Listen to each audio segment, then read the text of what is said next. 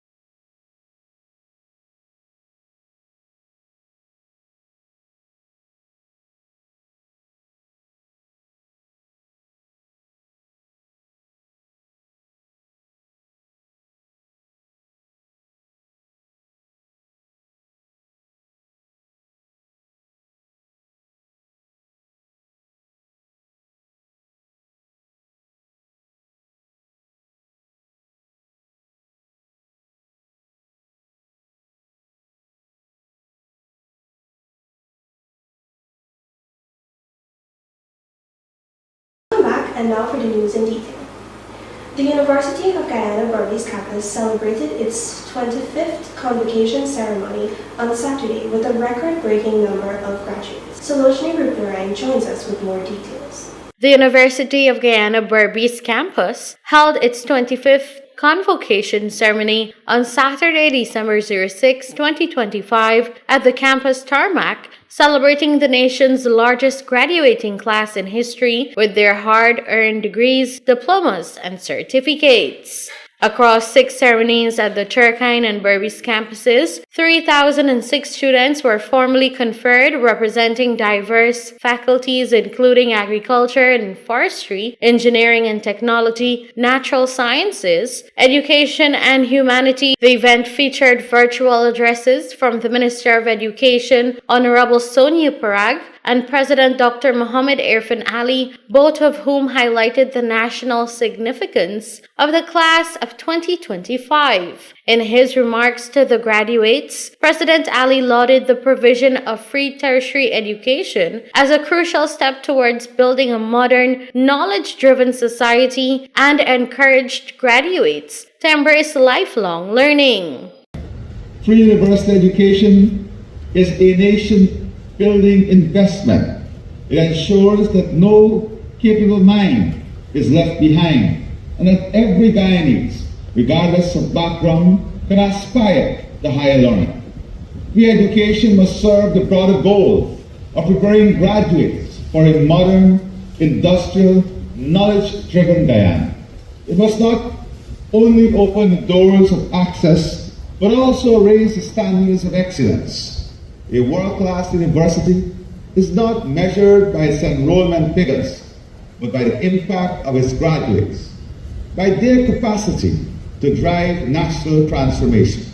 Also delivering remarks, Vice Chancellor Professor Paloma Mohammed Martin described the class of 2025 as UG's most resilient cohort. She noted that these students were forged in the unprecedented challenges of the COVID-19 era and are among the first to graduate under full institutional accreditation with state-funded tuition. At the same time, Professor Mohammed Martin formally conferred the graduates, officially recognizing their successful completion of studies at the University of Guyana. By the powers entrusted to me in the role of Chancellor, which I am acting in today, under the University of Guyana Act and the statutes made thereunder, I have the pleasure and honor to confer on the graduates your respective degrees, diplomas, and certificates for which you have been presented this day by your respective deans. Congratulations. The ceremony concluded with some of the graduates receiving special awards for their outstanding achievements. Reporting for the LRTVS Newswatch, Salochni Rupnarayan.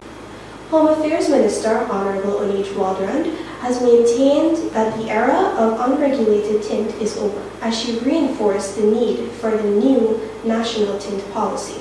Monique Balgobin tells us more. Following concerns from citizens about the new tint policy set to take effect on December 31, 2025, Minister of Home Affairs Honorable Onij Waldrand has maintained that the initiative aims to bring order and accountability to an area she says remained completely unregulated for far too long. In a statement released on her official social media page, Minister Waldrand noted that while window tint has been widely used across the country, it was never properly permitted. She explained that some motorists took advantage of the lack of regulation to engage in reckless driving, conceal illegal activities, and evade law enforcement. The era of unregulated tint is over, the minister declared. She emphasized that the new policy introduces structure, uniformity, and fairness, closing loopholes and ending selective enforcement practices. Importantly, the minister stated that every motorist in Guyana can now have tint, but only within safe, transparent, and enforceable limits that protect the public and support effective policing. She described the policy as an example of responsible governance, asserting that it will contribute to safer roads and a more law-abiding society. Reporting for the LRTVS Newswatch, I am Monique Balgobin. More news after these messages.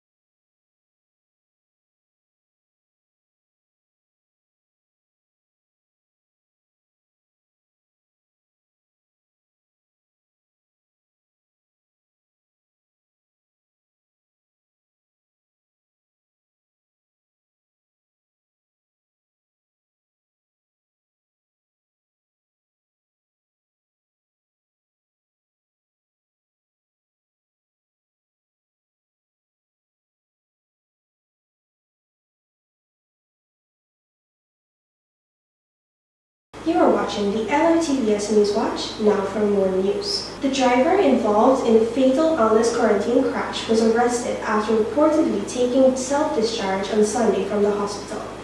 Ashley Smith brings us more. Police have arrested the intoxicated driver involved in the fatal crash on the Alness Public Road on Thursday, December 4th, 2025, which claimed the life of 30-year-old Devendra Sidney.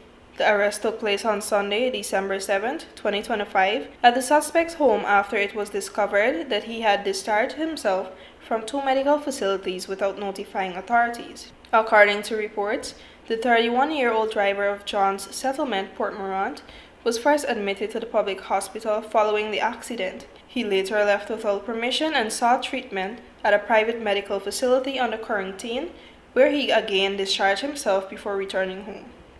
Police ranks from the Wim police station later visited his residence and took him into custody. He is currently assisting with the investigation. The deceased, Devendra Sidney of Bushlod Village, Quarantine Berbice, was a passenger in the motorcar PWW 6986 when the accident occurred around 23:20 hours on Thursday. Police stated that the driver was speeding when he lost control of the vehicle, causing it to overturn. Sidney was thrown from the car and landed on the southern parapet while the vehicle came to rest on a nearby bridge. Both men were taken to the Port Morant Public Hospital by public-spirited citizens, but Sidney was pronounced dead on arrival. His body was later transported to Ramos Funeral Home for a scheduled post-mortem examination. The driver sustained minor injuries. Breathalyzers tests administered shortly after the crash returned readings of 77 and 78 micrograms, well above the legal limit, confirming that he was under the influence of alcohol at the time. Reporting for the LRTVS Newswatch, I am Ashley Smith. During the recent RDC statutory meeting, Region 6 health authorities clarified allegations concerning a newborn baby reported missing. Salochni Rupnarayan tells us more. Tensions flared at the Region 6 Regional Democratic Council monthly statutory meeting held on Thursday, December 4, 2025, when APNU Councillor Colin Moore pressed the council for answers following allegations of a newborn baby being removed from the hospital without the family's knowledge. Secondly, in the recent days, we saw a mother from Port Moran who gave birth. It's sad, but it's very funny. Because you would not think in the 21st century something like this would happen. A mother who gave birth at New Amsterdam Hospital, and I stand corrected, Archer, and the baby just disappeared. They cannot say to the family, where is that child? Who have the child? And let's just say for some strange instance, that the government would have taken possession of that baby. Then why is it that the family was not informed? Why is it that the family was not consulted? Imagine you, Mr. Chairman, your wife is in the hospital giving birth, and you're there to pick up your child, and then suddenly the doctors are saying to you, somebody sign and collect the baby? It is ridiculous! I don't care if it's a government like the baby, the mother is in Port Moran wanting to know where's the child. Addressing the RDC Regional Health Officer, Dr. Vineshri Kedar rejected claims that hospital staff acted improperly. She explained that the mother did not deliver at a health facility despite medical advice, citing the unsafe conditions at home during birth. A mother did deliver. The mother did not deliver at our institution. The mother took it upon herself to deliver herself at her home, severing this child's umbilical cord by herself under insanitary conditions, took a grave risk against endorsing the doctor's advice and did what she did. This mother also had several other kids. Mr. Moore, I'm speaking. Several other kids that the welfare would have investigated, and the said decision was taken by the doctors to call in the welfare officers. Mother was discharged because she's stable and okay now. She's safe. She was sent home, but the child was held for observation. And under the welfare officers that made the recommendation to keep the child. Now, the RHO does not have a say what the welfare officers, what the decisions are. Our job is to keep the child, treat the child, manage the child, and make sure the child. I will never agree with the RHO saying to us that a woman in Port Moran who carried a child for 9 months without any idea where the child is today. I don't care who carried the baby. The people are saying to the media that we don't know where the child is, so we want to know where our baby is. And it is not the RHO job to say what these people do, if the government take the child or not. But it is definitely the RHO duty to say that, look, this is where your child went. I did say the child is admitted in the hospital. I did say the welfare officers are looking at that child, and it is the doctors that is managing this said baby, and the welfare officers are having communication with the mother. No. My job is not to manage the welfare officers, Chairman. Your job is not to My manage. job is to maintain the health and safety of the child. The RHO is not answerable to the welfare officers, and I'm certainly not answerable to Mr. Moore. No, but you're answering to the council. Mr. Moore. No, that's out of order. On a point of order. On a point of order, sit down. Mr. Moore. Mr. Moore. I'm on a point of order. No, can you have your seat, I'm please? not on a point of order. You don't have to agree. Can you have your seat? No, Chairman, you don't have to agree. I'm on a point of order. That's advice. I'm on a point of order. I'm on a point of order. Mr. Moore. Mr. Moore, please have your seat, sir. Can you have your seat, sir? Reporting for the LRTVS Newswatch, Salochni Rupnarayan. Welcome back. We will now take a look at the local stock exchange market complements of gas.